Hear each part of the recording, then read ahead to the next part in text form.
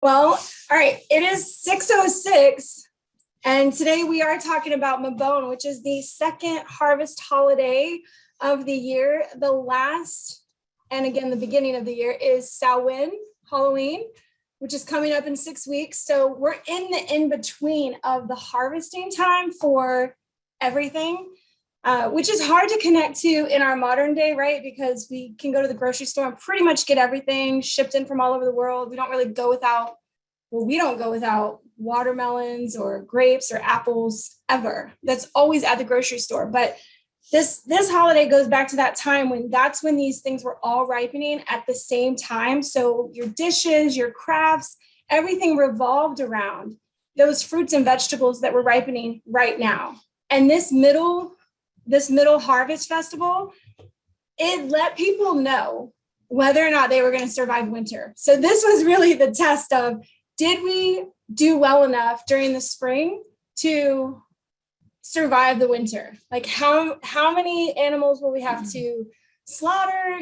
How many villages will we have to borrow food from? How long will we go without food? The dim days that are coming related to food and survival, they're knowing now, which is really funny because right now is when they're going to eat the most, right? This is considered the witches' Thanksgiving. And the only reason that it's similar is because the foods that we serve, the things that we say, like to gather. I brought in a bunch of little signs. This computer screen is much smaller than our other one, but you can go to the stores now and you'll see all the fall festival stuff.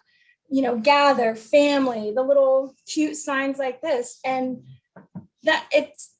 this all comes from a place of not just, oh, Thanksgiving is a time to be with your family and all of that. It's actually a time to be inclusive of your whole community. You guys are going to survive together. So back in the day, we weren't just depending on our one family and our one home, but everybody was banding together. One house stored a certain kind of grain, another house stored a vegetable or a fruit, and they were in charge of passing that out and evenly distributing it so people didn't starve. So when you look at things at the store, I want you to see that family, the really popular one, it's always like gather or togetherness or something. Super, very cute, very cute. But the origin of that comes from, if we don't stay together, we die alone. That is this equinox right here. We're in between we had a great first festival and everybody partied and drank and it was really fun. Now we're at like dire times. And when Samhain hits, the final festival, that's when they know, all right, we thought we were only going to lose 3 cows this year, but we're going to have to take out 5 because there weren't enough fruits and vegetables to mix everything together, meats that they have to dry. So although this is a lot about a celebration, this is also acknowledging the sacrifices that they all realize they're about to have to take on. So if you're going to do spell work or just acts of service, this is the time to look around you and go, who's less fortunate? Who can I give to? How can I help somebody else? Or better yet, who's been taking from you and what can you get back for yourself? What can you pull into yourself that maybe somebody else was taking too much of? What sacrifices were you giving early on that now you need to reclaim so that you can survive your winter? Because winter is that time for introspection and where we really spend a lot of time alone. We're also preparing for that next year. So the reflection period here is very important. So spell work around reflection of your year, which I have a prompt for you guys later. It's about going through your phone. So I hope everybody uses a phone and takes pictures, because I just did this for myself. And I was like, oh my God, I should tell everybody to do this because it was really helpful to understand what my year was like. But as we acknowledge the darkening of the days, we need to be the light in other people's lives if we can, or we need to take back our own light. I have a feather that I always think of it that's really symbolic for this time. It's from a seagull. Okay. I live really close to the beach, so I collect a shit ton of feathers, a lot of feathers. And the seagull feather is half black and half white, right? So these wings under here are the stability, and the wings, I'm sorry. This part of the feather is for stability, and this part of the feather is for direction. And they cannot work alone. They have to be together. Just like half the year has to be full of sunshine and the other part of the year has to be dark. The soils go dark so they can regenerate their nutrients. that's part of ending the crops, right? So in many ways, this is also for us where we can only be super happy and outgoing half the year. And the other half of the year, we really need to go inside and figure out what we need for ourselves. We're replenishing ourselves as well. All right, I got lost on that thought because I really love this feather. I will get back to my notes because you guys know how I'll get sidetracked. All right, there's a few stories that you guys can probably relate with because, as you know, these holidays are conglomerates of lots of holidays around Europe, some in the US, some in India or Asia. But the story that sticks with me most, and probably all of you since we all grew up in the American school system with mythology, is Demeter and Persephone. So if anybody knows the story of Demeter and Persephone, this is their holiday. This is the day that Hades took Persephone to the underworld, and Demeter was so mad she let all the earth start dying. This is why all the crops are dying out and humans weren't doing well. And then Zeus got pissed off because he's like, hey, the only way I still survive is if people worship me. If you let all the people die, I don't get worshiped, I don't live. So there was this perpetuation of belief in order to survive. See how that's like to survive the winter, we got to believe and go inside ourselves. Well, Persephone was the goddess of spring, Demeter's daughter. And because Hades took her to hell, Demeter got so sad that she was letting everything die, including all of the animals. So crops were dying, animals were dying, humans were like on their last leg of existence. Finally, Demeter went to Zeus and said, I really want our daughter back. You need to, I know she's with Hades. It's the only place I can't go because Demeter is goddess of the earth. And so Zeus finally stepped in since all the people were dying and told Hades, you have to bring Persephone back up. Otherwise, all people are going to die and we're all going to die. So what Hades did, so this is a key fruit for this time, Hades fed her a single pomegranate seed. So pomegranate seeds are the fruit, or pomegranates are the fruit of the underworld. And if you eat one, you can survive there. You're drawn to it. It's where you want to be. So that's what Hades did to lock in his marriage with Persephone. And Zeus ended up saying, you know what? Fine. She'll have to stay half the year on Earth with her mom and half the year in Hades with Hades. Hell, Hades, right? So that is the mythological story that I most associate with. I love, love, love Persephone because I feel a kinship to her, half light, half dark. I have a real dark side sometimes, but I'm usually very bright and shiny and bubbly outward. I have to take that alone time for me. And that's me retreating into the underworld to kind of console myself, heal, do the real work, the shadow work that I think of. But that, if you're looking for a story to base this holiday on, it's that story. This is the time when Demeter was mad, started killing off everything because she wasn't going to help the earth survive if she didn't have her daughter.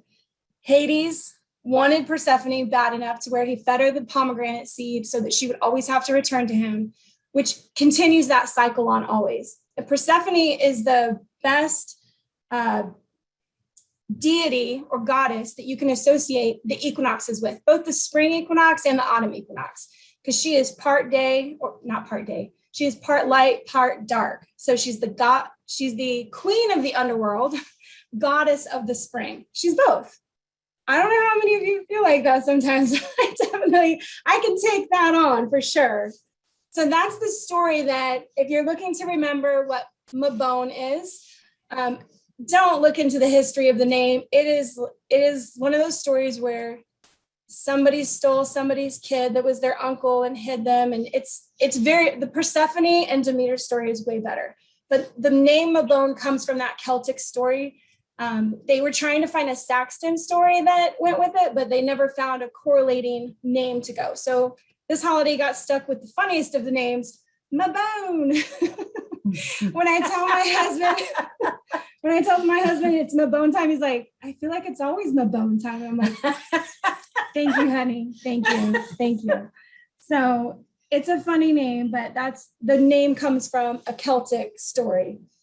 All right. So if you guys don't know, if you're not into the mythology or anything, and you want to know more about the earth part of this is the equinox. We have equal night and day in areas, and this is a progression. It doesn't happen everywhere at the same time. the earth is basically tilted, right? It moves back and forth from a tilt, and that's how we get our seasons. At this point, the earth is like standing upright more so. So it's equal day and night in the northern and southern hemisphere. And for each little spot in the whatever longitude or latitude, I don't know those things, as the earth continues to tilt each day in the US, they have a different day that's the actual equinox. Okay, so we celebrate Mabon on September 22nd, but I wrote down your actual equinox's days. So for Florida, it's September 27th is our actual equinox days. If you look at the time of when the sun comes up to the sun goes down, it's like 7:17, 7:17. That's equal day and night. I'm not seeing this on my phone, sorry. Oh, you chat. So that's the same with Texas. So if you look, it'll be like Mom, what are those? Is it latitude or longitude that goes like this? It's longitude. Latitude. Everybody who's in the same region close to the equator. Whatever that's. James knows, I can tell. James. He doesn't know. Oh, okay. I'm so shocked. Sorry to put you on a blast like that, James. So Texas and Florida, it's the 27th. And I took these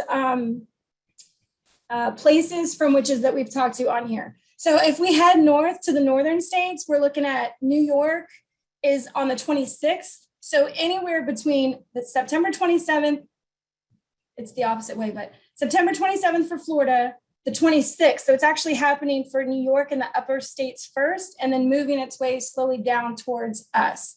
Because Washington State is on the 25th. They're having their equinox really early. So that's for the astrological stuff that's happening in the sky. This is always the time when the full moon is in Pisces. So it's an emotional time that people usually have to control how they feel, not get too caught up in drama, analyze your dreams. That people's psychic senses are usually more aware during this time. That's to note that we're getting closer to the thinning of the veil at Samhain as well. So having this Pisces full moon just before we get into the actual spirit season is perfect. So any dream work you want to do or spell work on psychicness, this is the season for that. Okay. I wanted to address, just because we had a lot of people signed up for this, whether or not people know calling it a Sabbath versus a holiday versus a celebration. I want you guys to know that there's really no wrong way for this. Wiccans do pronounce it Sabbath because they're formal. You do not have to pronounce it like that. You can call it a holiday, a festival, a celebration, your day off, whatever you want to call it. I relate it to the way that some people say pop and some people say soda. And I think people in Texas say Coke. So I've met a lot of people from around, and it's just lingo from different areas. The only thing you have to worry about, and you'll know this because you'd be Wiccan and you probably wouldn't be on here. If you're with a coven, they're going to require you to call it a Sabbath and then an E-Sabbath for the middle holiday. So that's just to clear up some language stuff that is confusing when you go look this stuff up. I say festival or celebration because it's closer to what we're actually doing. We like to sit around, party, drink, do divination, get together, and it doesn't matter if it's a Monday, a Wednesday, or a Saturday. That's just what we do. It's like, that's our holiday. And if I had a boss, he'd have to understand that.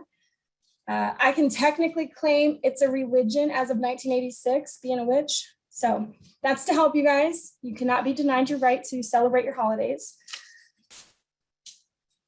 The thing that I was saying about when the actual equinox is, the date of September 22nd is for convenience only. If you are not free on September 22nd for the actual Mabon listed in all the calendars, you celebrating it the whole week before, the whole week after, 2 weeks after, totally fine. These are seasonal things. You have to imagine that, like, a long time ago, not every single person in every town harvested on the same day, and nor could they do it all in one day. This was a progression of slowly taking things from the land and returning things to the community.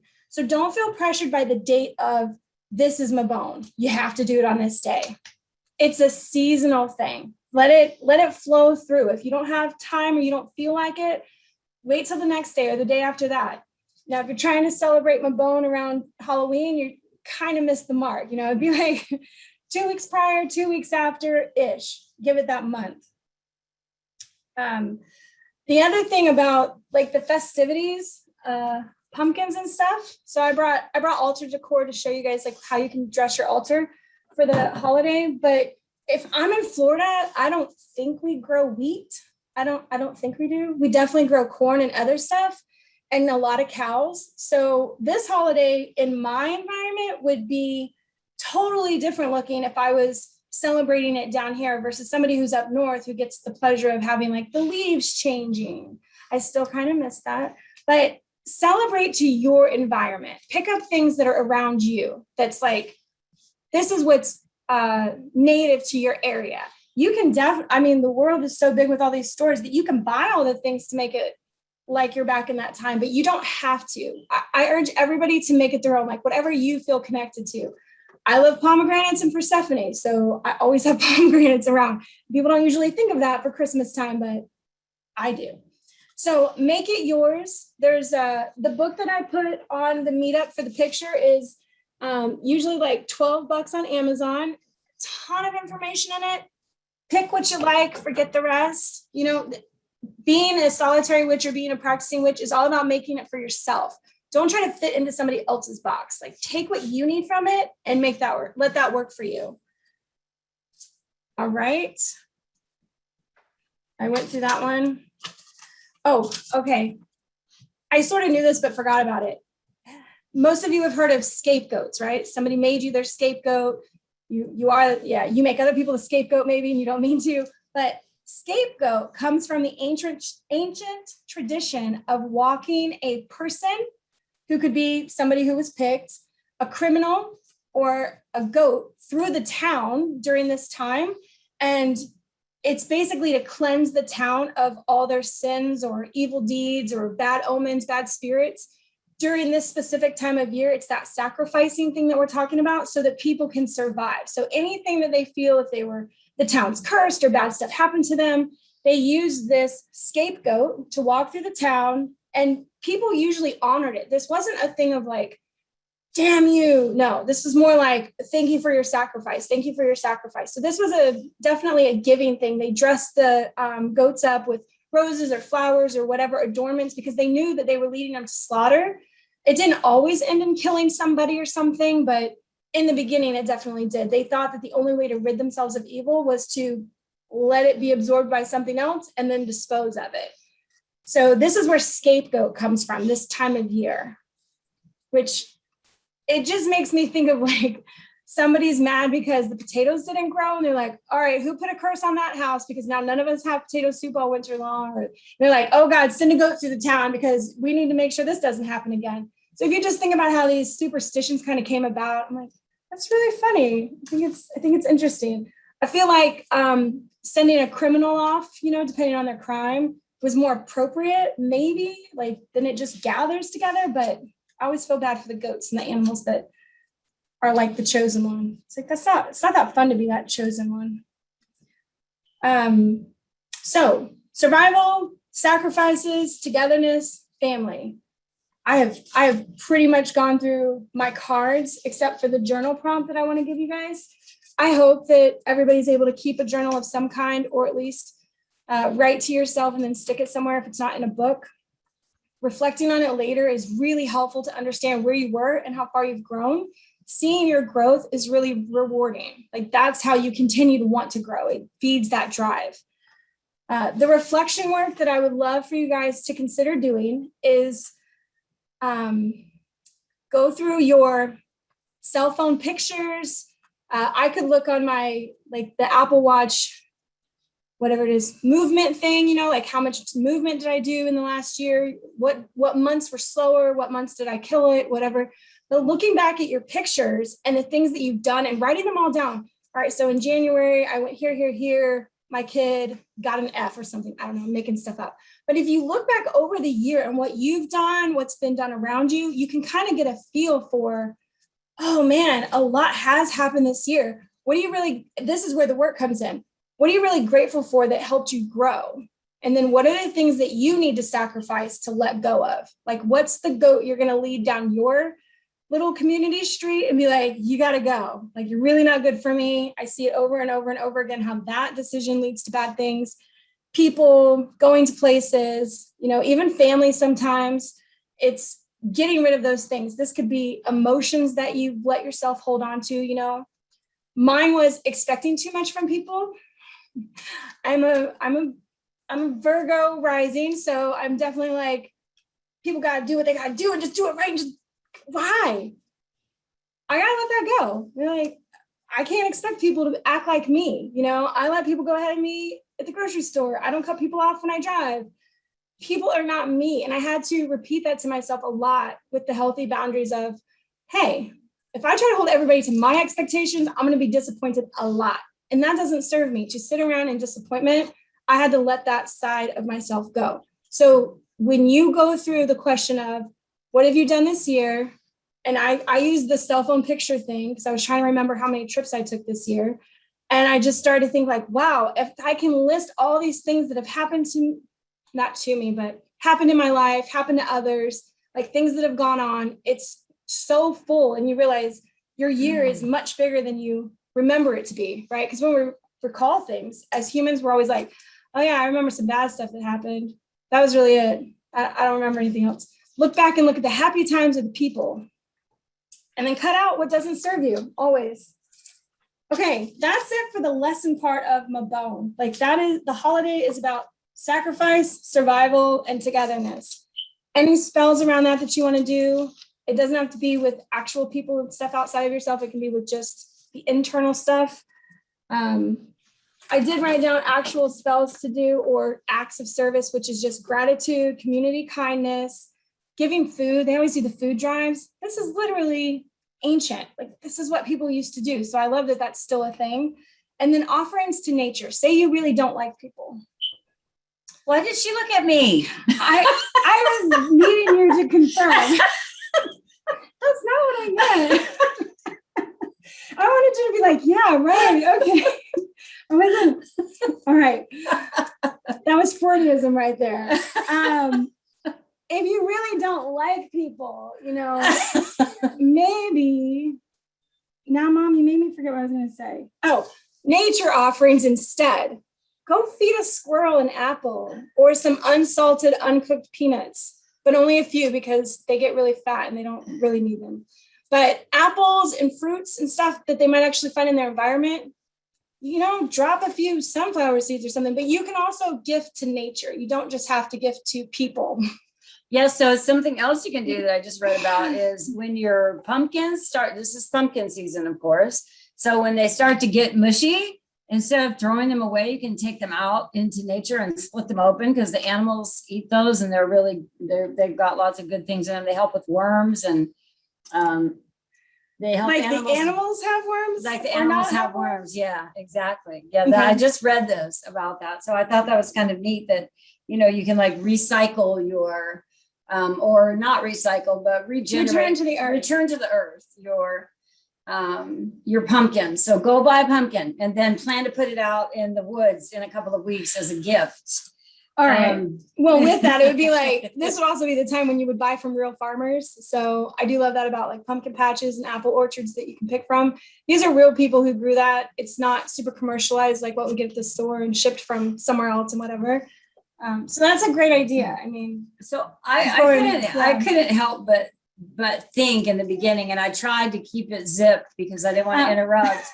But, when Jamie was telling us about, Mabon and the history of it and all of that, what comes to mind, and we didn't do the introduction, you guys, but I'm a new witch, like most of you probably on here. I've only been doing this for a couple of years. Jamie's 22 years into her craft, so she's really experienced. But what I was thinking about as she said that was, as witches, what can we do to honor this time of the year, to honor the old ways, even though the old ways aren't the old ways anymore, but what can we do? So I was kind of thinking along those lines, and maybe it is a food drive or donating food, cleaning out your pantry of all the food that you don't want and donating it, or donating other things that people need. It's kind of like, I feel like it's a giving season.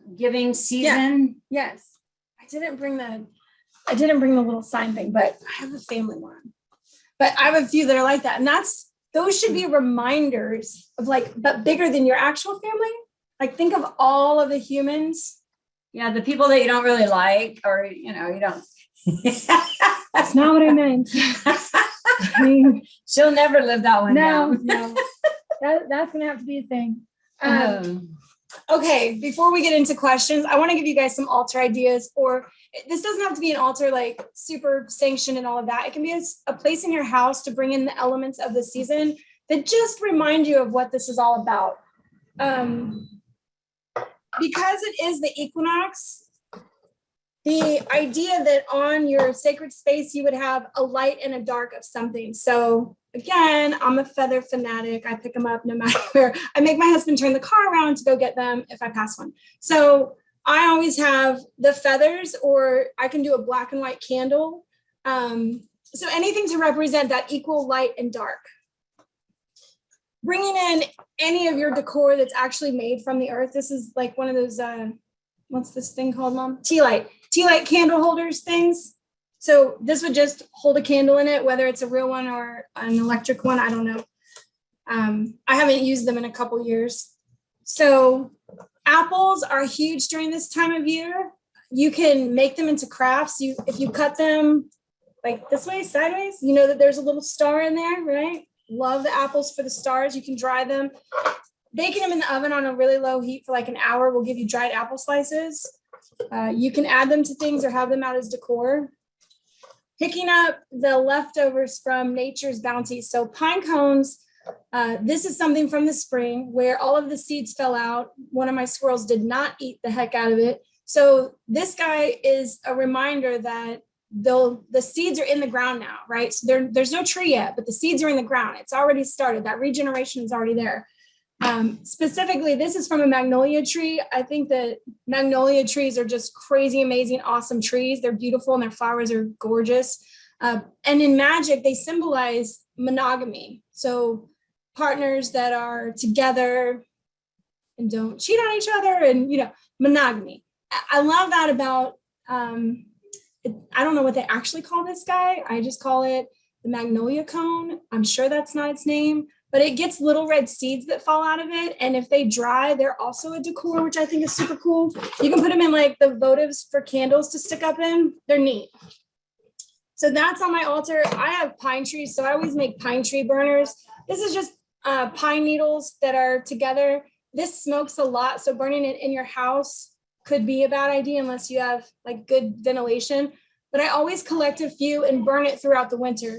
Because from now until Yule, this is like the dark half of the year. This is where now night is longer than day. And once we head towards the solstice in the winter, light will start coming back from the solstice. So we have from now until like December 22nd to where night takes over. So fires, lighting stuff, smoking things out, cleansing through the dark, like all that's the theme for this time.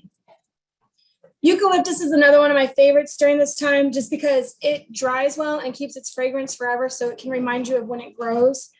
I always keep flowers that my husband's gotten me or that grow in the garden. And this is the time when I add them to my fires. This would be the time for spell work of like letting stuff go to renew it, because ashes are renewing. I think probably most people know that forests often burn through half of them to get rid of the old crap so that they can grow new stuff again. So these fires are the cleansing fires, the cleansing smoke. That's where it goes back to. I think that's really it for stuff you should put on your altar. Pine cones, apples, dried stuff, things that you can burn later, collect things that you can throw in the Yule fire.